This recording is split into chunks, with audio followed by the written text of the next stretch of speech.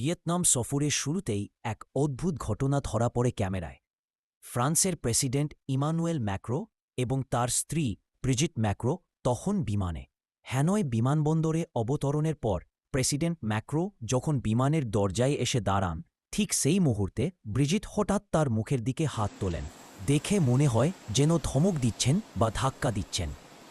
ঘটনাটা এতটাই অপ্রত্যাশিত ছিল যে খুব দ্রুতই সামাজিক যোগাযোগ মাধ্যমে ভিডিওটি ভাইরাল হয়ে যায়। ভিডিওতে দেখা যায় ম্যাক্রো কিছুটা হতবাক হলে দ্রুত নিজেকে সামলে নেন এবং ক্যামেরার দিকে মুচকি হেসে তাকানোর চেষ্টা করেন। এরপর তিনি যখন স্ত্রী ব্রিজিটের হাত ধরতে যান, তখন ব্রিজিট তা এড়িয়ে যান এবং সিঁড়ির হ্যান্ডরেল ধরে নেমে যেতে। এই নিয়ে শুরু হয় নানা আলোচনা।